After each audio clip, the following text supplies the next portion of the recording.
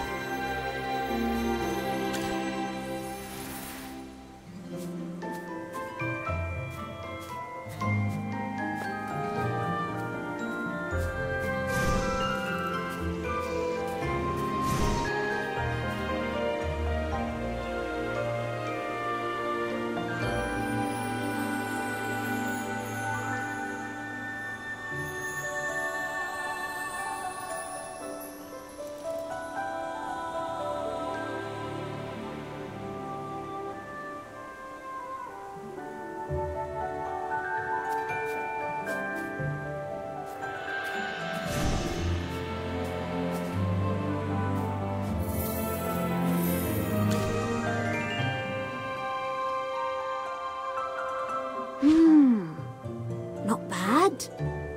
Let's go with this look for the new prosthetics. Incredible. Even with such basic materials, they take form simply through cutting and carving. Yep, I've done it over 100 times while working on the prototype. Besides, look! I handcrafted this crafting table, and the wood carvings of the deer spirit behind the house. They're all random creations from my fun experiments. I never thought I'd see such exquisite craftsmanship in the Dark Forest.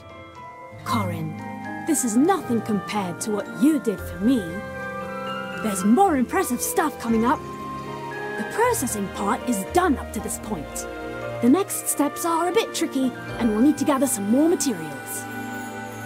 Finally! There you are! Master Darnay has just returned and is waiting for you at the Sage's Court. Aaron and Leica have already headed there. Granny's back so soon. I need to finish working on these prosthetic arms. Why don't you go meet her first? I'm not interested in those complicated and dull grown-up matters. They mess with my creative thinking.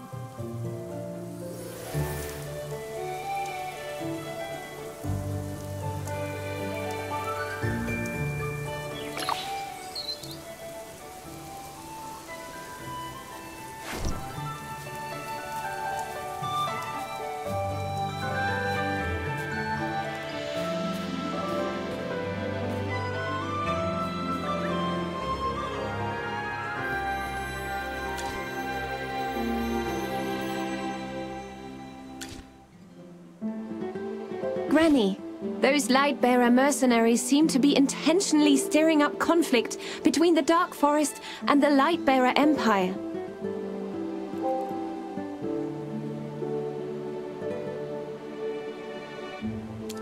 The Thorn Guards are acting strangely as well. They sought to intensify the conflict, going as far as chasing Damien into the labyrinth. On top of everything, they tried to frame the disappearance of Damien on the Lightbearer refugees. If we hadn't arrived in time, the consequences would have been dire. While the Thorn Guards are traditionally conservative, why have they suddenly become so extreme? Must be Earmir's idea. After hearing the Thorn Guard's report at the Sages meeting, his stance was very firm. Believing the outsiders had brought corruption to the forest, he implemented the Exclusion Edict. The Thorn Guards were all for his decision. However, Arden and I thought he was too quick to decide, and that's where the disagreement started. Granny Darnay, did you end up arguing with Master Earmir? Argue? I was merciful enough not to turn the meeting into an all-out verbal war. In short, the meeting ended on a sour note. Since then, Irmi has been avoiding me. Arden went off to explore the Verduso Mountains, with only occasional updates trickling in. Then I guess it's impossible for you to step in and ask Master Ymir to revoke the order. Me? I wouldn't have waited this long if that old man was willing to see me. Listen, even the 3 sages need to weigh and contemplate matters before deciding. Wisdom comes only when we free ourselves from blindly following old beliefs. Oh dear. Come forward. Let me take a closer look at you. Are you the mage who can cleanse the corruption? I left Lunadorf earlier because a new corruption site was discovered nearby. I have to monitor it regularly, just to be safe. What? The corruption has spread near the village. That's no good. The village will be in serious trouble if the corruption seeps into Lunos Lake. The little troublemaker has finally grown into a responsible young man. Leica can stop worrying about you now. Granny? Oh, to be young again. I'll entrust you youngsters with the task of clearing up the corruption around Lunadorf, then. Ryon, you stay here. Keep sending Arden messages through the wind, and make sure he responds within the day. Yes, Master Dani.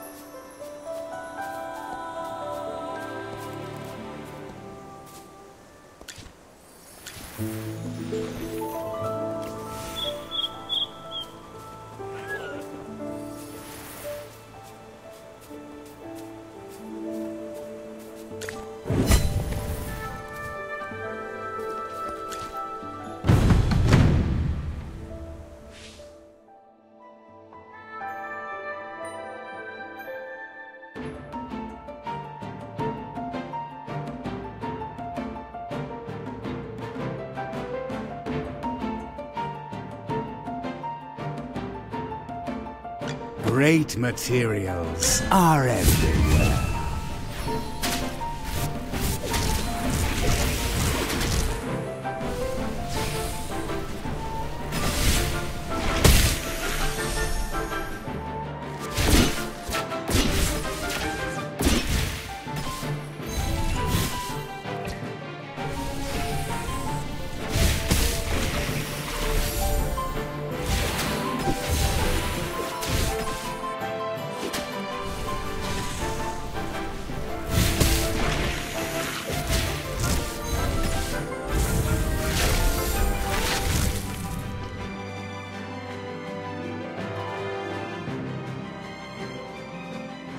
The experiment was a total success.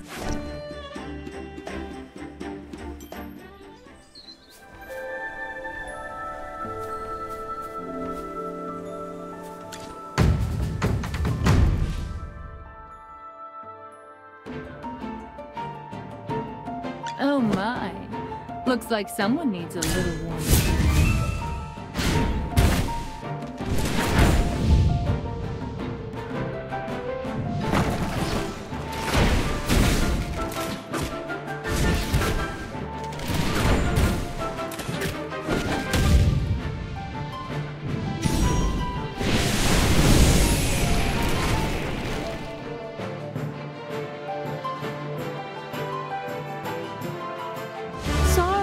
Did I burn everything down? Oh well.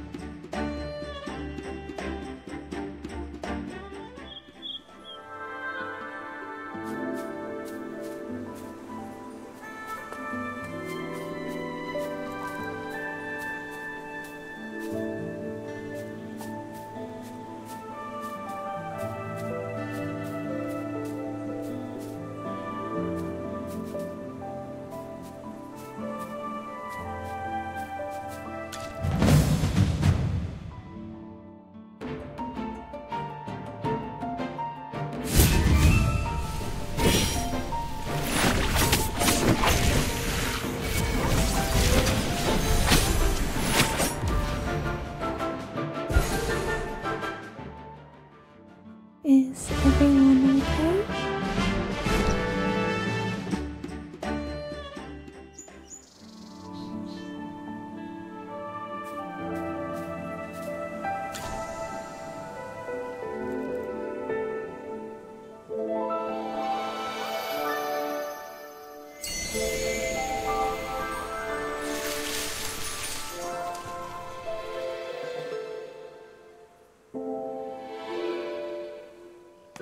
Magister? The corrupted roots here seem odd to Chippy. Chippy just went underground for a quick look and found that the roots beneath are spreading in the southeast direction. Even though there's only a small area visible on the surface, it's pitch black down there, and the roots stretch quite far, like a giant snake. Chippy, stop! You're giving me the creeps. Any clues?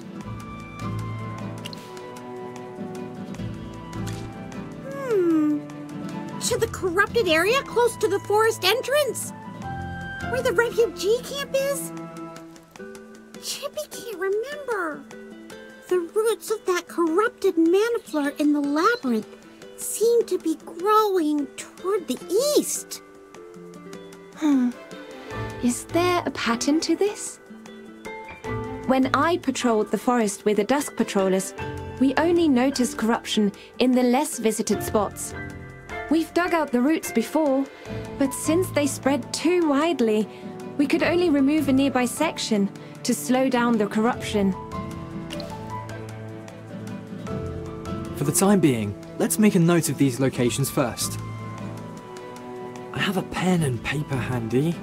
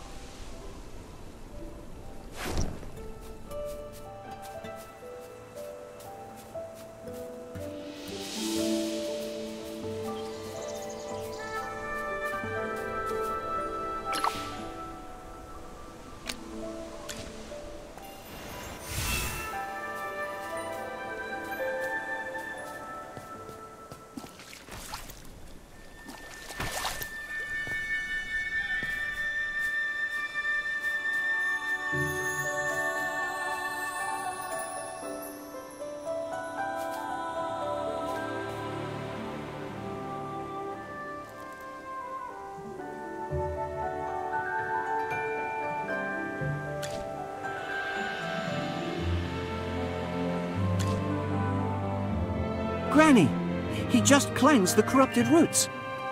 What do you think? The mage I brought in is quite impressive, right? He hasn't even said anything, and you're already asking for credit. Come on, I went all out to find him. There's got to be some credit from me, right? All right, friends. Let's not squabble like this in front of Granny Darnie. You kids are so restless. It'll still be a while before you can stand on your own. You're back! I've got everything ready for the ceremony. It's the final step in preparing the new prosthetics for Corin. Offering a prayer at the Deer Spirit altar. Oh, my apologies. We haven't properly introduced you to the deity worshipped in the Dark Forest, have we? We worship the goddess of the earth and the rivers, Misate. Legend has it that whenever the Dark Forest faces calamity, Misate transforms into the deer spirit to guide us. As time passed, we sculptured statues of the deer spirit and set up an altar. On major holidays, or when facing crucial decisions, we offer prayers to Misate, asking for divine blessings. To pray for Misate's blessing, so that Corin's new prosthetics can last for a good while. I took a close look at his previous arms. They lost their vitality due to extended use. It was only after blocking that attack for me that they stopped working completely. Though Misate may not answer my prayer, I figured I should at least try. Well, worry not. I adjusted my design to ensure that they last longer than the previous ones.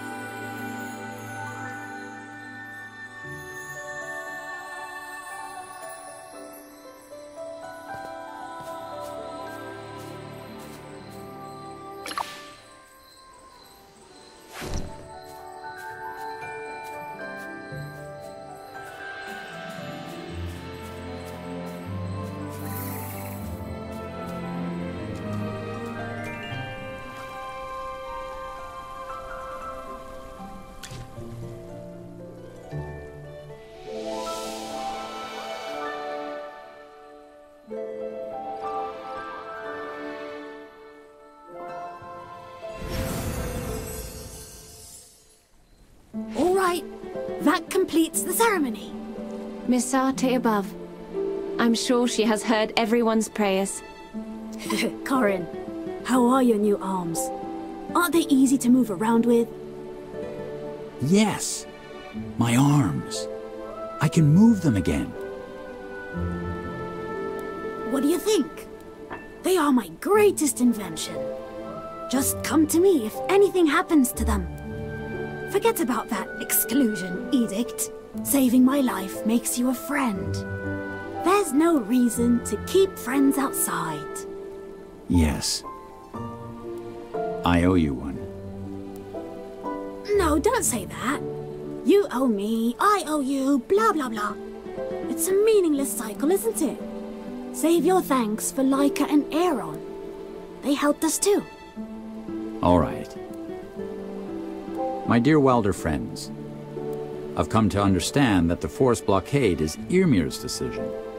I made a mistake in my previous assumption. You've been accompanying Damien and me on this journey. Please accept my apologies. It's okay. Given the current chaos, we, as children of the forest, must share the responsibility. Laika Lawson and I were born and raised in the Dark Forest. We must bring order to our home once again. Can you do me a favor? Damien says my arms are not ready to fight anytime soon. So when you see Yrmir...